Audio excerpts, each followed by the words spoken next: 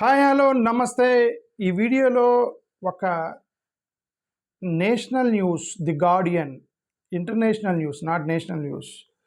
ఒక I think the Guardian news paper, అది America వాళ్ళదో యూకే వాళ్ళదో, మరి ఏదైనా ఇంటర్నేషనల్ న్యూస్ ది గార్డియన్లో ఒక పబ్లిష్ చేశారు.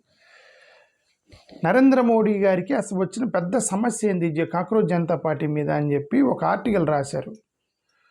నేను మీకు గతంలోనే చెప్పేది ఏంటంటే, ఇంటర్నేషనల్ న్యూస్ తగులుకున్నారంటే ప్రపంచవ్యాప్తంగా గబ్బు చేస్తారు మనల్ని. గోడి మీడియా దేశం మొత్తం గబ్బు చేస్తే, తెలుగు మీడియా రాష్ట్రంలో గబ్బు చేస్తే, ఇంటర్నేషనల్గా గబ్బు చేయాలంటే వీళ్ళు తగులుకుంటారు. వీళ్ళు గార్డియన్ పేపర్ వాళ్ళు, ఈ బీబీసీ వాళ్ళు తగిలారని చెప్పి ఈ గార్డియన్ అతను ఒక పెద్ద ఆర్టికల్ రాశాడు దాని మీద. సరే, ఆ ఆర్టికల్ మొత్తం మనం చదవకూడదు, ఎందుకంటే మనం ఎథికల్గా చదవకూడదు. ఎందుకంటే కాపీరైట్స్ వాళ్ళు ఆన్లైన్లో రాసుకున్నది మనం యాజ్ ఇట్ ఈజ్కి మొత్తం ట్రాన్స్లేట్ చేయకూడదు. అఫ్కోర్స్ వాళ్ళు మన చూసి మనకేమి కాపీ కొట్టరు, కానీ బట్ మా మోరల్ రెస్పాన్సిబిలిటీ మొత్తం కాకుండా అక్కడక్కడ సారాంశం చెప్పడానికి ట్రై చేస్తున్నారు. వాళ్ళు అసలు ఏమి రాశారంటే, ది గార్డియన్లో కాక్రోచ్ జనతా పార్టీ అనేది ఈ యంగ్స్టర్స్కి మోడీ గారి గవర్నమెంట్కి మధ్య జరిగిన ఒక పెద్ద ఛాలెంజింగ్ యాక్టివిటీగా తను రాశాడు. దీని ప్రకారం ఏంటంటే, ఇప్పుడు ఈ నేషనల్ వైడ్ పరీక్షా పేపర్ లీకులు అనేవి లక్షలాది మంది విద్యార్థులు దానివల్ల సఫర్ అయ్యారు అనేది, 21 మంది విద్యార్థులు ఆత్మహత్య చేసుకున్నారనేది ది మెయిన్ రీజన్. దేనికి ఈ విద్యార్థుల్లో కోపం రావడానికి మెయిన్ రీజన్. బట్ అదొక్కటే రీజన్ కాదు అని వీళ్ళు రాశారు. జనరల్గా బయటికి కనిపిస్తుంది నీట్ పేపరు, 21 మంది విద్యార్థుల ఆత్మహత్య, చాలా పేపర్ల లీకులు అవటం అనేవి బయటికి కనిపిస్తుంది. కానీ దాని లోపల ఇంకా చాలా కోపం అనేది ఉంది విద్యార్థుల్లో. అదేంటంటే, ఒకటి నిరుద్యోగిత మీద కూడా చాలా అసంతృప్తితో ఉన్నారు. అన్ఎంప్లాయ్మెంట్ అనేది విపరీతంగా పెరిగిపోయింది భారతదేశంలో. వాళ్ళకి ఆపర్చునిటీస్ రావటం లేదు, చదువుకుంటున్నారు. నేను ఇదే మాట చాలాసార్లు చెప్పి ఇదే మాట నేను మా గ్రామీణ ప్రాంతాల్లో తిరుగుతున్నప్పుడు చాలామందికి ఉద్యోగాలు లేవు. అందుకే కదా మేము ప్రైవేట్ సంస్థల్లో కూడా మీరు రిజర్వేషన్ సిస్టమ్ పెట్టాలి అని అంటే, ఈ ఎస్సీ ఎస్టీ బీసీ మార్జినలైజ్డ్ సొసైటీలకి అవకాశాలు రావాలంటే ఉన్న ప్రభుత్వ సంస్థలు మొత్తం ప్రైవేటైజేషన్ చేసినప్పుడు ఇక మాకు ఆప్షన్ ఏంటి? మా పిల్లలకి ఆప్షన్ ఏంటి? ప్రైవేట్లో కూడా రిజర్వేషన్ పెట్టి వాళ్ళకి అవకాశాలు కల్పించాలి, అంతే కదా. అదర్వైజ్ ఇంక వాళ్ళు అవకాశాలు లేకుండా తిరుగుతారు కదా. సో ఇది గార్డియన్, అది ఒక ఇంటర్నేషనల్ న్యూస్ అతను రాశాడు. ఇదేమని నిరుద్యోగిత కూడా ఒక కారణం, అది కనపడని కారణం. అది ఇంత తీవ్రమైనటువంటి తిరుగుబాటు రావడానికి భారతదేశం యొక్క యూత్కి అని చెప్పి రాశాడు అతను. ఆపర్చునిటీస్ లేకపోవటం, మోరోవర్ ఇవన్నీ జరుగుతుంటే కూడా అకౌంటబిలిటీలు ఏ విధంగా మాట్లాడారు అధికారులు, రాజకీయ నాయకులు, వీళ్ళందరూ కూడా అకౌంటబిలిటీ లేకుండా మాట్లాడుతున్నారు. సరిగ్గా సమాధానం చెప్పట్లేదు, రిలీజియస్ యాంగిల్లోకి తీసుకొచ్చి మాట్లాడుతున్నారు. అది పిల్లల్లో బాగా కోపం వచ్చేసింది. మేము పక్క ఈ విద్యార్థులు ఈ పేపర్ లీక్ అయిపోయి మేము ఇంత సఫర్ అవుతుంటే, ఉద్యోగాలు లేకుండా సఫర్ అవుతుంటే మతాల గురించి మాట్లాడతారు ఎందుకని కోపం వచ్చింది వాళ్ళకి అనేది ఒకటే. అది ఎంత కోపం వెళ్ళిందంటే, సాక్షాత్తు ప్రధానమంత్రి మీదనే మీమ్స్ తయారు చేసి వదిలేరు అని రాశాడు ఇతను. మీడియా, మీమ్స్, యువత ఇవన్నీ కూడా చాలా ఫాస్ట్గా వెళ్ళిపోయింది. అది ఎక్స్పెక్ట్ చేయలేదు, ఈవెన్ మోడీ గవర్నమెంట్ కూడా ఎక్స్పెక్ట్ చేయలేదు ఇంత జరిగిద్దని, బట్ ఫాస్ట్గా వెళ్ళిపోయింది. ఇది ప్రభుత్వాన్ని తీవ్రమైనటువంటి ఒత్తిడిలోకి నెట్టింది అని రాశాడు ఇతను, గార్డియన్ అతను. సెంట్రల్ ఎడ్యుకేషన్ మినిస్టర్ ధర్మేంద్ర ప్రధాన్ని రాజీనామా చేయడానికి అది దారితీసింది ఫైనల్గా. నరేంద్ర మోడీ గారు కూడా ఎప్పుడు కూడా వీడియోలు రిలీజ్ చేయని వ్యక్తి వరుసపెట్టి వీడియోలు రిలీజ్ చేస్తున్నాడు. చిన్న ఏమంటారు, ఇన్స్టాగ్రామ్లో చిన్న వీడియోలు 1 minute 2 minutes వీడియోలు రిలీజ్ చేస్తున్నాడు ప్రధానమంత్రి గారు కూడా. ఎందుకంటే ఆ విధంగా ఆయన మీద అంత వ్యతిరేకత వచ్చింది అని వాళ్ళు రాశారనమాట. అయితే ఈ రాసిన వ్యక్తి యొక్క ప్రధానమైన కొన్ని ఆర్గ్యుమెంట్లు చేశాడు అతను ఏమైనా ఆర్గ్యుమెంట్ చేశాడంటే, ఇది పరీక్షా పత్రికల మీద లీక్గా చిత్రీకరించడానికి ప్రయత్నం చేశారు. రెండు వైపులు ప్రయత్నం చేశారంటే, ఈ కాక్రోచ్ పార్టీ వాళ్ళు దాన్నే ప్రయత్నం చేశారు. మీడియా కూడా అదొక్కటే మాట్లాడుతున్నారు కానీ మిగతా వాటిని ఇగ్నోర్ చేశారు.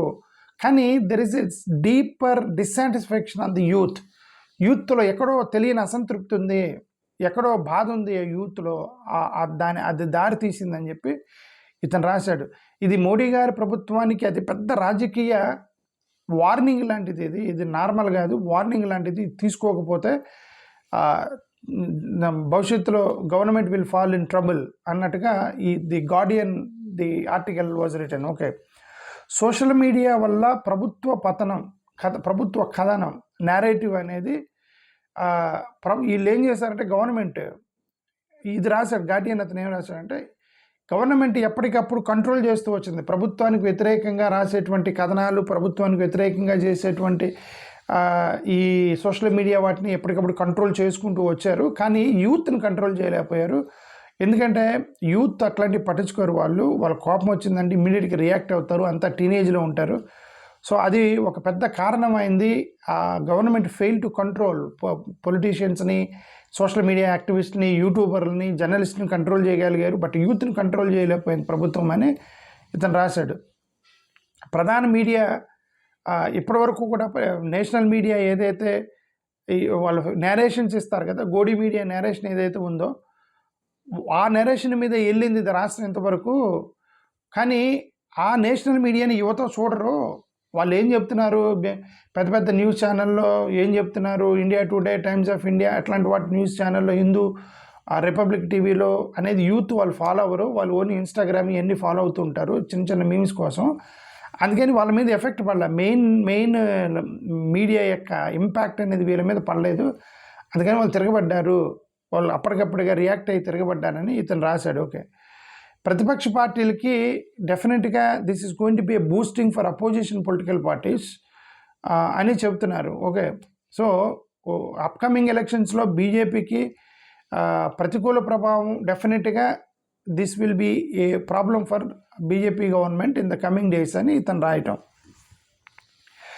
Definitely it will give a big boosting even for us that our Ambedkar we want Ambedkar idea to be promoted across the country. మా అంబేద్కర్ గారు చెప్పినట్టుగానే మేము కూడా ప్రమోట్ చేయాలని ఇది పెట్టాము. మా అంబేద్కర్ గారు చెప్పింది annihilation of caste and equality and the నిర్ణయాధికారంలో ఒక పాలిభాగస్తులుగా ఉండాలి అనేది మా అంబేద్కర్ గారు చెప్పింది. సో దాన్ని పట్టుకొని మేము లోపలికి వెళ్తాం 100%. యాజ్ ఇట్ ఈజ్ ఆంధ్రప్రదేశ్లో పెద్ద బిగ్ గ్యాప్ ఉంది. ఇండియా బ్లాక్ వైపు నుంచి ఎవరు లేరు. There is no political force towards the secular side, constitutional side లేడు. కమ్యూనల్ సైడు, హిందుత్వ సైడ్ మొత్తం కూడా అట్టున్నారు. రాజకీయం మొత్తం అటుండి. But we want some a political force from constitution and Ambedkar side, secular side. So definitely మేము డీప్గా వెళ్ళిపోతాము. ఆఫ్ కోర్స్ నేను ఆల్రెడీ చెప్పినట్టుగా ఎవరైనా పొలిటికల్ పార్టీ ఇండియా బ్లాక్ వైపుకి వస్తే, జాయిన్ అయిపోతే ఇండియా బ్లాక్లో, దెన్ మేము మద్దతు ఇస్తామని కూడా చెప్పాను గతంలో. ఎందుకంటే we don't want create uncertainty, unnecessary గొడవ సృష్టించాలని లేదు మాకు కూడా. ఇప్పుడు ఏంటంటే మా వైపు ఒకరు ఉండాలని మీకు చాలా రోజులు చెప్తున్నా. రచయిత అభిప్రాయాలు, వాస్తవాలు లోపలికి వెళ్ళి చూద్దాం. వాస్తవాలు ఏంటంటే పరీక్ష లీకులపై ప్రపంచవ్యాప్తంగా నిరసనలు జరిగాయి అనేది ఒక ఫ్యాక్ట్ అయితే, విద్యాశాఖ మంత్రి ధర్మేంద్ర ప్రధాన్ రాజీనామా చేశారనేది ఒక ఫ్యాక్ట్ అయితే, ప్రభుత్వం పరీక్షా సంస్కరణల కోసం ఒక చట్టం లాంటి తీసుకొచ్చింది అనేది ఇవి వాస్తవాలు. కానీ కొన్ని అవాస్తవం తెలియనప్పటికీ తనకి ఇమాజినేషన్ రాశాడు రైటర్. ఏమంటాడు, ఈ యొక్క యాక్టివిటీ ఏదైతే ఉందో ది ఇమేజ్ ఆఫ్ నరేంద్ర మోడీని చాలా బలహీనపరిచింది, బాగా దెబ్బతింది ఇమేజ్ ఆఫ్ నరేంద్ర మోడీ గారు. ఇది ఆయన యొక్క గవర్నమెంట్ మీద చాలా దీర్ఘకాలికమైన ప్రభావం చూపొచ్చు. ఈ యొక్క యాక్టివిటీ ఇప్పుడిప్పుడుగా బయటపడలేరు, అంత దెబ్బ కొట్టారు యువత రాజకీయం మరింత చైతన్యవంతమైంది. ప్రతిపక్షానికి ఇది అడ్వాంటేజ్గా మార్చుకోవచ్చేముంది, మార్చుకున్నారు. ఆల్రెడీ మార్చుకున్నారు కదా. యంగ్స్టర్స్ ధర్నా చేస్తుంటే అపోజిషన్ వాళ్ళు వెళ్ళి మోడీ గారి ఇంటి ముందు అంటే they turn the moment towards themselves. Okay, అది ఆల్రెడీ పోయింది. భారత రాజకీయాల సందర్భంలో కూడా కొద్దిగా విశ్లేషణ చేశాడు. ఇతనేం రాశాడు, ఈ వ్యాసంలో భారత యువత సమస్యలు, విద్య, ఉద్యోగాలు, పరీక్షల పారదర్శకత, జాతీయ రాజకీయాలపై ప్రభావం 100% చూపగలని కంక్లూజన్ చేశారన్నమాట ఈ ఆర్టికల్. సోషల్ మీడియా కారణంగా సంప్రదాయ మీడియా మాత్రమే ప్రజాభిప్రాయాన్ని నిర్ణయించే విధంగా తగ్గుతుంది. సో ఒక మంత్రి రాజీనామా వంటి సంఘటనలను రచయిత ప్రభుత్వ బలహీనత సాక్ష్యం చూపిస్తున్నారు అంతర్జాతీయంగా. సరే, ఎనివే ఇది ఆర్టికల్ చాలా పెద్దగా ఉంది.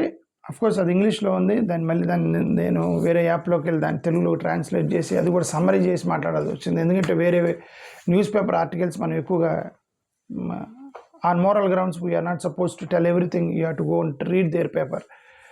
వాళ్ళు కష్టపడి రాసుకున్న ఆర్టికల్ని మనం మొత్తం చెప్పకూడదు. So you just go and read that article. Beautifully they have written that article, the Guardian వాళ్ళు. Thank you. నమస్కారం.